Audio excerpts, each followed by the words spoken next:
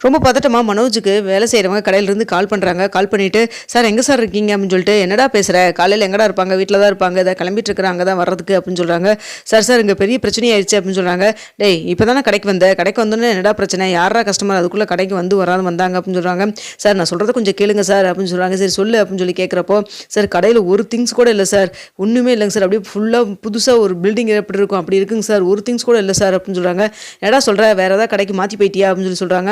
Sir எப்பவும் போல தான் வேலைக்கு நாங்கள் எல்லாருமே ஸ்டாஃப்ஸ் எல்லாம் வந்தோம், வந்து பார்த்தா கடை ஓப்பனாக இருந்தது, உள்ளே போய் பார்த்தா ஒரு திங்ஸ் கூட ஒன்றுமே இல்லைங்க சார் அப்படின்னு சொல்கிறாங்க. என்னடா சொல்கிற அப்படின்னு சொல்லி கேட்குறாங்க. சார் கொஞ்சம் சீக்கிரமாக கிளம்பி வாங்க அப்படின்னு சொல்கிறாங்க. ஃபோனை வச்ச உடனே மனோஜ் என்ன சொல்கிறதுன்னு தெரியாமல் அப்படியே ஷாக் ஆகி போய் நிற்கிறாங்க. எல்லாமே போச்சு அப்படின்னு சொல்லிட்டு கதறாரு. இதை பார்த்துட்டு இருக்கிற ரோகிணி, என்னாச்சு, ஏன் இப்படி சத்தம் போட்டு அழுதுட்டு இருக்க, என்னாச்சு சொல்லு மனோஜ் சொல்கிறாங்க. சத்தம் கேட்டு கரெக்டாக விஜயாவும் வந்துடுறாங்க. விஜயாவும் வந்தோடனே சொல்லுடான்னு சொல்லி கேட்குறாங்க. எதுவுமே சொல்லாமல் அப்படியே நின்றுட்டே இருக்காங்க. அப்படியே ஒரு மாதிரி ஆயிடுறாங்க. அப்போ வந்துட்டு முத்து இருந்துட்டு, டே என்னடா ஆச்சு, ஒரு ஃபோன் வந்துச்சு, அதை பேசணும்னு என்னடா ஆச்சு உனக்கு அப்படின்னு சொல்லிட்டு மறுபடி வந்து கூப்பிட்டுட்டே இருக்காங்க. யார் கூப்பிட்டாலும் எதுவுமே பேசாமல் அப்படி எல்லாமே போச்சுன்னு சொல்லிட்டு கதறிட்டு இருக்காங்க. அப்போ விஜய் வந்துட்டு அந்த ஃபோன் எடுத்து கடைசியை யார் பண்ணாங்கன்னு தெரியலன்னு சொல்லிட்டு திரும்ப கால் பண்ணுறாங்க. கால் பண்ணோன்னே, கடையிலேருந்து தாங்க பேசுகிறோம், கடைக்கு நாங்கள் ஓப்பன் பண்ணி நீ கடைக்கு வரலான்ட்டு எப்போ போல் வந்தோம், வேலைக்கு வரலான்ட்டு வந்து பார்த்தா கடை ஆல்ரெடி ஓப்பனில் இருந்துச்சு, உள்ளே போய் பார்த்தா ஒரு திங்ஸ் கூட இல்லைங்க மேடம், அவர் இப்போ தான் மனோஜ் சார்கிட்ட சொன்னேனே அப்படின்னு சொல்கிறாங்க. அவன் இதை கேட்டோன்னே ஒரு மாதிரி ஆகிட்டான், எதுவுமே பதிலே சொல்லலை, அதான் ஃபோன் கடைசியை யார்கிட்ட வந்து என்ன எதுன்னு கேட்கலான்னு நான் கூப்பிட்டேன் அப்படின்னு சொல்கிறாங்க. சரிங்க மேடம் சீக்கிரம் கிளம்பி கடைக்கு வாங்க அப்படின்னு சொல்லிட்டு இருக்கிறாங்க. இதை வச்சோன்னே விஜயாவும் அப்படி ரொம்ப ஷாக் ஆகிடுறாங்க. என்னாச்சு இவன் தான் இப்போ ஒன்றுமே பேசாமல் இருந்தால் அடுத்து அம்மாவுக்கும் என்னாச்சு அப்படின்னு சொல்லிட்டு மறுபடியும் முத்துவும் கேட்குறாங்க. எல்லாமே போச்சு, திங்ஸ் எல்லாமே போச்சு அப்படின்னு சொல்லிட்டு இருக்கிறாங்க. அப்போ அண்ணாமலை, என்னாச்சு எல்லாரும் போச்சுன்னு இருக்கிறீங்க, என்னதான் ஆச்சு அப்படின்னு சொல்லி கேட்குறாங்க. கடையில் இருக்கிற திங்ஸ் எல்லாம் மொத்தமாக போச்சு, பணம் எல்லாமே போயிடுச்சு அப்படின்னு சொல்லிட்டு இருக்கிறாங்க. ஏன் என்னாச்சு, கடை ஒழுங்காக லாஸ்ட்டாக பூட்டிட்டு வந்தியாடா இல்லையாடா அப்படின்னு சொல்லிட்டு மனோஜ்கிட்டே கேட்குறாங்க. அப்போ வந்து ரோகிணி சொல்கிறாங்க, அங்கிள் நானும் கூட தான் இருந்தேன், எல்லாம் நல்லா தான் க்ளோஸ் பண்ணி பூட்டிட்டு வந்தோம், எப்படி இப்படி ஆயிருக்குன்னு தெரியலையே, போலீஸில் போய் ஃபஸ்ட்டு போலீஸ் ஸ்டேஷனில் போய் கம்ப்ளைண்ட் கொடுக்கணும் அப்படின்னு சொல்கிறாங்க. முத்துவும் என்னாச்சுன்னு தெரியலையே, சரி கிளம்பி போகலான்னு சொல்லிட்டு எல்லாருமே பதட்டமாக அங்கே கடைக்கு போய் பார்க்குறாங்க. அங்கே போய் பார்த்தா ஒரு திங்ஸ் கூட இல்லை. வேலைக்கு வந்தவங்களாம் அப்படியே ஸ்டாஃப்ஸ் எல்லாம் அப்படி இப்படியே நிற்கிறாங்க. சார் என்னங்க சார் இப்படி ஆயிடுச்சு அப்படின்னு சொல்லி பேசிட்டு இருக்கிறாங்க. அப்போ மனோஜ் வந்துட்டு, கடைசியாக நான் என்ன பண்ணேன், நான் நல்லா லாக் பண்ணிட்டு தானே போனேன் அப்படின்னு சொல்கிறாங்க. அப்போ வந்துட்டு ரோஹிணி கேட்குறாங்க, அந்த ராஜா ராணி எங்கே அப்படின்னு சொல்லிட்டு. அப்போ வந்துட்டு முத்து சொல்கிறாங்க, அதான் நான் ஊர்லேருந்து வந்தாங்கன்னு சொல்லிட்டு அக்கான்னு உடனே பேசணுன்னா வீடு வரைக்கும் கூட்டு வந்துருங்க, நல்ல வேலை வீட்டுக்கு கூட்டு வந்தது, வீட்டில் இருக்கிற திங்ஸையும் தூக்கிட்டு போயிருப்பாங்க, எனக்கு தெரிஞ்சு அவங்க தான் ஏதோ எஸ்கேப் பண்ணியிருப்பாங்க அப்படின்னு சொல்கிறாங்க. அப்போ சொல்கிறாங்க ரோஹிணி, ஆமாம் கடையில் பிஸ்னஸ் பெருசாகட்டும்னு சொல்லிட்டு ஏதோ மாதம் சீட்டு போட்டால் திங்ஸ் எல்லாம் வாங்குறதுக்கு வருவாங்க அப்படின்னு சொல்லிட்டு அதெல்லாம் பண்ணி நிறைய பணம் வேறு வந்தது, எல்லாத்தையும் அந்த லாக்கருக்குள்ளே தான் நாங்கள் வச்சுருந்தோம் அப்படின்னு சொல்லி. அந்த லாக்கர் எங்கே பரலரமா அப்படின்னு சொல்லி கேட்குறாங்க. எல்லாம் கடைக்குள்ளே இருந்த லாக்கர் பொருள் ஜாமானத்துக்குள்ளே தான் வச்சுருந்தோம் அப்படின்னு சொல்கிறாங்க. சரியாக போச்சு போ, பணத்தையும் எடுத்துக்கிட்டு அது மட்டும் இல்லாமல் டீலர்கிட்டலாம் சொல்லி நிறைய திங்ஸ் வாங்கி போடுங்க, அப்போ தான் கஸ்டமர் எல்லாம் நம்புவாங்கன்னு சொன்னாங்க. அதனால் எல்லா திங்ஸையும் வாங்கி போட்டோம், நைட்டோ ஜாமானத்தை எல்லாத்தையும் தூக்கிட்டு 2 பேரும் ஓடிட்டாங்க பாரு அப்படின்னு சொல்லிட்டு இருக்கிறாங்க.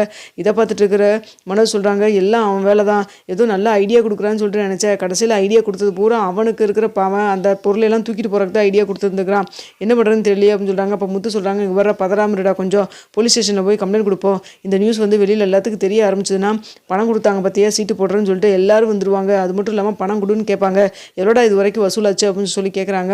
கிட்டத்தட்ட ஒரு 18 லட்ச ரூபா கிட்ட வசூலாச்சுடா அப்படின்னு சொல்கிறாங்க. எல்லாமே எந்த இப்போ டீலருக்கெல்லாம் யாருக்குமே பணம் கொடுக்கலையான்னு சொல்லி, அவங்களுக்கெல்லாம் யாருக்குமே கொடுக்கல, ஒன்றா கொடுத்துக்கலான்னு சொல்லிட்டு நான் பணத்தை அப்படியே லாக்கரில் தான்டா வச்சுருந்தேன் அப்படின்னு சொல்கிறாங்க. போச்சா, மொத்த பணமும் போச்சு, பொருளும் போச்சு, டீலருக்கு என்னடா பதில் சொல்லுவேன், இங்கே பணம் கட்ட வந்த உங்களுக்கு என்னடா பதில் சொல்லுவேன் அப்படின்னு சொல்லி நின்றுருக்குறாங்க. அப்போ விஜயம் எல்லாம் போச்சு, எல்லாம் இந்த பார்லருக்காரி வந்த நேரம் என் பையனத்தை திரும்ப ஏதாவது பிரச்சனை மேலே பிரச்சனை வந்துகிட்டே தான் இருக்குது, அன்னைக்கு கொண்டு போய் வீடு வாங்கன்னு சொல்லிட்டு 30 லட்ச ரூபாய் கொண்டு போய் அங்கே தண்டமாக கொடுத்துட்டு வந்தான், அவன் தூக்கிட்டு ஓடிட்டான், இப்போ இந்த போச்சா, நீ என்னடா பண்ண போகிறான்னு தெரியலையே, எதுக்கு என் பையனுக்கு மட்டும் இப்படி சோதனை மேலே சோதனை வருது அப்படின்னு சொல்லிட்டு விஜய் அப்படியே கதறாங்க. பண்ணாமல கொஞ்சம் அமைதியாக இரு, எங்கேயும் பெரிய அளவுக்கு போயிருக்க முடியாது, இங்கே பக்கத்தில் தான் எங்கேயாவது இருப்பாங்க, போலீஸ்கிட்ட கம்ப்ளைண்ட் பண்ணி நம்ம கண்டுபிடிச்சிடலாம், அமைதியாக இரு அப்படின்னு சொல்லிட்டு இருக்கிறாங்க. அடுத்த முத்துக்கிட்ட, டேய் இவனை கூட்டிகிட்டு போய் போலீஸ் ஸ்டேஷன் போய் கம்ப்ளைண்ட் கொடுங்கடா அப்படின்னு சொல்லிட்டு இருக்காங்க. அப்போ வந்துட்டு சரி இப்போ கூட்டிகிட்டு போகிறேன் அப்படின்னு சொல்லிட்டு மனோஜ் கூட்டிகிட்டு இப்போ ஸ்டேஷனுக்கு போய் கம்ப்ளைண்ட்டும் கொடுக்குறாங்க. கொடுத்தோன்னே சரிங்க ஏதாவது தெரிஞ்சதுன்னா நாங்கள் சொல்கிறோம் அப்படின்னு சொல்கிறாங்க. சார் இப்போ தாங்க சார் நைட்டோ வந்து ஜாமான் எடுத்துகிட்டு போயிருப்பாங்க, பக்கத்தில் ஏதாவது செக் போஸ்ட் வழியாக போயிருப்பாங்க சார், கொஞ்சம் செக் பண்ணி பார்த்து சொல்லுங்கள் சார் அப்படின்னு சொல்கிறாங்க. நீங்கள் வேறு ஏங்க இப்போ ஒரு நிமிஷத்துக்கு முன்னாடி திருட்டு போன பொருள் அடுத்த நிமிஷம் 10 பேர்த்துக்கிட்ட கை மாறிடுது, நீங்கள் நைட்டு ஃபுல்லாக வந்து விட்டுட்டு போயிருக்கீங்க, ஜாலியாக அவன் எடுத்துகிட்டு எப்போ போனானோ, சரி ஓகே எல்லாத்துட்டும் இன்ஃபார்ம் பண்ணுறேங்க, பொருள் காணாமல் போச்சுன்னா உடனே நீங்கள் இன்றைக்கி காணாமல் போச்சுன்னா நாளைக்கு கிடைக்கலாம்னு நினைக்காதீங்க, கொஞ்சம் டைம் எடுக்கும், வெயிட் பண்ணுங்கள், அது வந்து கடையில் ஷோரூம்லேருந்து அத்தனை பொருளும் தூக்கிட்டு போனால் அவன் மாஸ்டர் பிளான் பண்ணி தான் எல்லாம் பண்ணியிருப்பான், சும்மா எடுத்தோன்னே கொண்டு போய் அந்த பக்கம் அப்படியே வச்சுட்டு வித்துடலாம் அப்படின்லாம் நினச்சிருக்க மாட்டான், ஆல்ரெடி இந்த தொழிலில் ரொம்ப எக்ஸ்பீரியன்ஸ் இருப்பானா இருக்கும் அப்படின்னு சொல்கிறாங்க. சார் அது மட்டும் இல்லைங்க சார், கடையில் வசூலான பணம் ஒரு 18 லட்ச ரூபா கிட்ட வச்சுருந்தேன், டியூ பணம், அந்த பணமும் போச்சுங்க சார், இருந்துச்சு சொல்கிறாங்க. அதையும் கொண்டு போய் கடையில் தான் வச்சுருப்பீங்களா? படித்து வரதானே நீங்கள், பேங்க்கில் அக்கௌண்ட்டெலாம் வச்சுருக்கீங்களா? அதில் போட்டு வைக்க வேண்டியதானே, நீங்கள் எதுக்குங்க கடைக்குள்ளேயே வச்சுருந்தீங்க அப்படின்னு சொல்லி கேட்குறாங்க. இல்லை எல்லா பணம் ஒன்றா சேர்ந்ததுக்கப்புறம் டீலர் கொடுக்க வேண்டிய பணம் தான், அதனால சரி ஏன் பேங்க்கில் போட்டு எடுத்துகிட்டு காட்டின்னு சொல்லிட்டு நான் அப்படியே கடையில் வச்சுட்டேன் அப்படின்னு சொல்கிறாங்க.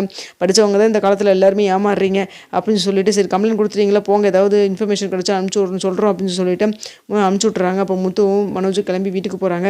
அங்கே போனோன்னே ரோகிணி இங்கே பாருங்க என்னங்க பண்ணுறது இதுக்கு மேலே அப்படின்னு சொல்கிறாங்க. ஆமாம் பார்லர்காரி நீ பண்ண வேலை தான், அதை பண்ணி இதை பண்ணுன்னு சும்மா இருக்கிறவனு உசுப்பேத்தி இந்த நிலைமையில் கொண்டு வந்து உட்கார வச்சுக்கிற அப்படின்னு சொல்லிட்டு விஜயாவும் கண்டுபிடி திட்டிட்டு இருக்கிறாங்க. அப்போ அண்ணாமலை சொல்கிறாங்க, ஏன்டா இந்த பணம் போட்டவங்களாம் வேறு கடைக்கு முன்னாடி வந்து கூச்சல் போடுவாங்களேடா, என்னடா பதில் சொல்கிறது அப்படின்னு சொல்லி சொல்கிறாங்க. அதான்ப்பா எனக்கு ஒன்றும் புரியல, இருந்த பணம் அந்த 18 லட்ச ரூபா இருந்தால் கூட திரும்ப வாங்கினவங்ககிட்ட எல்லாத்தையும் கொடுத்துருந்துருக்கலாம். அதுக்கப்புறம் இந்த டீலர்கிட்ட மட்டும்தான், அது எப்படியாவது கொஞ்சம் பேசி சமாளித்து கொஞ்ச நாள் கழிச்சு கூட கொஞ்சம் கொஞ்சமாக பணத்துக்கு இது கொடுத்துருந்துருக்கலாம். இப்போ 2 பக்கமே மாட்டிக்கிட்டேனப்பா அப்படின்னு சொல்கிறாங்க. அது மட்டும் இல்லாமல் டியூ பணம் வாங்கினவங்களாம் போய் போலீஸ் ஸ்டேஷனில் கம்ப்ளைண்ட் கொடுத்தாங்கன்னா இவனையும் தூக்கி உள்ளே உட்கார வச்சுருவாங்க அப்படின்னு சொல்கிறாங்க. ஆமாம் ஸ்டேஷனில் போய் நீ என்ன தான் கம்ப்ளைண்ட் கொடுத்தீங்க அப்படின்னு சொல்லி கேட்குறப்போ அது காணாமல் போச்சுன்னு மட்டும் தான்ப்பா கொடுத்தோம் அப்படின்னு சொல்கிறாங்க. டியூ பணமும் காணாமல் போயிடுச்சுன்னு சொல்லி தான் சொல்லியிருக்கிறோம், ஆனால் வந்து மக்களில் எப்படி என்ன பண்ணுவாங்கன்னு தெரியலையே அப்படின்னு சொல்கிறாங்க. அதுக்குள்ளேயே கொஞ்சம் நேரத்தில் மறுபடியும் எங்கள் கடையில் வேலை செய்கிற பையன் வந்து செக்யூரிட்டி பையன் வந்து கூப்பிட்றாரு. கால் பண்ணி ஏங்க கடையில் எல்லாம் அடித்து நொறுக்கிட்டு இருக்கிறாங்க, மக்கள் எல்லாம் சேர்ந்துட்டாங்க, தயவுசெய்து வாங்க அப்படின்னு சொல்கிறாங்க. அப்போ மனோஜ் ஐயோ நான் போகிறதுக்கு பயமாக இருக்குது, நான் போனால் கண்டிப்பாக நீ அடிச்சே கொண்டுருவாங்க, நான் போக மாட்டேன் அப்படின்னு சொல்கிறாங்க. ஏண்டா பணம் வாங்குறப்ப பிஸ்னஸ் பண்ணுறப்ப பணம் வாங்குறப்ப மட்டும் வாங்குறீங்களடா, சும்மா எப்போ பார்த்தாலும் வாய்க்கு 300 தடவை மூச்சுக்கு 300 தடவை நான் பிஸ்னஸ் மேனுங்கிற எல்லாம் போய் பிஸ்னஸ் பண்ண இது மாதிரி ஏற்றத்தாழ்வு இருக்க தான் செய்யும், நீ தாண்டா போய் சமாளிக்கணும் அப்படின்னு சொல்கிறாங்க. அப்போ ரோகிணி சொல்கிறாங்க, அவர் ரொம்ப பயந்துட்டான் போல இருக்கே அப்படின்னு சொல்லிட்டு, என் பார்லரம்மா வாய்க்கிலேயே பேசுவீங்க, பயந்துட்டா அதுக்காக நீங்கள் தானே வாங்கின பணம் உங்கள்கிட்ட தானே ஏமாந்துருக்கு, அப்போ நீங்கள் தான் போய் பதில் சொல்லணும், இதுக்காக வந்து வேறு யாரோ பக்கத்தில் இருக்கவங்கள வந்து பதில் சொல்லுவாங்க அப்படின்னு சொல்லிட்டு இருக்கிறாங்க. அப்போ அண்ணாமலை சொல்கிறாங்க, டேய் முத்து நீ பார்க்குறக்கும் பாவமாக தானே இருக்குது, நீ கூட போடா அப்படின்னு சொல்லிட்டு, எதுக்குப்பா போனால் எல்லோரும் அடிப்பாங்க என்னன்னு சேர்த்து அடிவாங்க சொல்கிறீங்களா, அது மட்டும் இல்லாமல் நான் திரும்பக்கு ஏதோ கோவம் வந்து அடிச்சிட்டேன்னு வச்சுக்கோங்க, கடைசியில் அது பெரிய பிரச்சனையாயிரும், நான்லாம் போக மாட்டேன் அப்படின்னு சொல்கிறாங்க. அப்போ மீனாவும் சொல்கிறாங்க, ஆமாம் மாமா இவர் ஏதோ கோவத்தில் ஏதோ ஒன்றுக்கு நடக்க ஒன்று பண்ணிட்டாருன்னா அது வேறு மாதிரி பிரச்சனையாயிரும், பணத்தையும் வாங்கிட்டு அடிக்கவும் வராங்கன்னு சொல்லிட்டு கேஸ் இதாயிரும், அது வேண்டாங்க மாமா அப்படின்னு சொல்கிறாங்க. அப்போது ரவி நீயாவது கூட போடா அப்படின்னு சொல்கிறாங்க. அப்போ எனக்கு அவனுக்கு எப்படி பயமாக இருக்கோ அதே போல் தான்ப்பா எனக்கு இருக்குது, நானும் போக மாட்டேன்ப்பா அப்படின்னு சொல்கிறாங்க. அப்போ யாரும் போக வேண்டாம் நானே மனசு கூப்பிட்டு போகிறேன் அப்படின்னு சொல்லிட்டு ரோகிணி கூட்டிகிட்டு போகிறாங்க. அப்போ வந்துட்டு இந்த பார்லர் கறினால தான் என் பையனுக்கு இப்படியெல்லாம் ஆயிடுச்சுன்னு சொல்லிட்டு திட்டுறாங்க ரோகிணியை. அப்போ வந்துட்டு ஆன்ட்டி இங்கே பாருங்க இருக்கிற பிரச்சனைகள் நீங்கள் வேறு டென்ஷன் பண்ணாதீங்க, நான் மனசு கூப்பிட்டு போய் எப்படியாவது சமாளிக்க பார்க்குறேன், அதுக்கு மேலே ரொம்ப முடியலன்னா போலீஸ் தான் வர சொல்லணும் அப்படின்னு சொல்கிறாங்க. போங்க நீங்கள் சொல்கிறதுக்கு முன்னாடியே போலீஸில் கம்ப்ளைண்ட் கொடுத்துட்டு தான் வந்திருந்திருப்பாங்க அப்படின்னு சொல்கிறாங்க. அங்கே மனோஜ் ரோகிணியும் போனோன்னே அவங்களுக்கு முன்னாடியே போலீஸ் அங்கே வெயிட் பண்ணிட்டு இருக்காங்க. காலையில் தாங்க சார் கடையில் இருந்து திங்ஸ் எல்லாம் காணாமல் போச்சுன்னு சொல்லிட்டு நீங்கள் கம்ப்ளைண்ட் கொடுத்தீங்க, அதுக்கப்புறம் எங்கள் மக்களுக்கு எல்லாத்துக்கும் பணம் கொடுத்துருன்னு சொல்லணும், இல்லை பொருள் கொடுக்கணும்னு சொல்லணும், ஏதாவது சொல்லியிருக்கணும்ல, எதுவுமே சொல்லாமல் இருந்தால் என்ன அர்த்தம்? அவங்க எல்லோரும் அங்கே வந்து கடையில் அங்கே வந்து ஸ்டேஷனில் வந்து எல்லாம் கம்ப்ளைண்ட் மேலே கம்ப்ளைண்டாக கொடுத்துட்ருக்காங்க, மொத்தமாக அவங்ககிட்ட கலெக்ட் பண்ண பணத்தை கொடுத்துருங்க, அப்படி இல்லையே பொருளை கொடுத்துருங்க, தேவையில்லாமல் பிரச்சனையை பெருசு பண்ணாதீங்க அப்படின்னு சொல்லி போலீஸ்காரங்க சொல்கிறாங்க. சார் உங்கள்கிட்ட தாங்க சார் நானும் கம்ப்ளைண்ட் கொடுத்தேன், வச்சுருந்தவங்ககிட்ட இருந்து கனெக்ட் பண்ணி வச்சுருந்த எல்லா பணத்தையும் மொத்தமாக தூக்கிட்டு ஓடிட்டானுங்க, அவன் யார் என்ன ஏதுன்னு எல்லாம் தெரியல, அவங்க பேர் மட்டும் தான் தெரியும், ஃபோட்டோஸ் வேணால் இருக்குது காமிக்கிறேன்னு சொல்லிட்டு அங்கே தூக்கிட்டு போனவங்கள ஃபோட்டோவெல்லாம் காமிக்கிறாங்க. இருந்தாலும் மக்கள் காசு கேட்குறாங்க.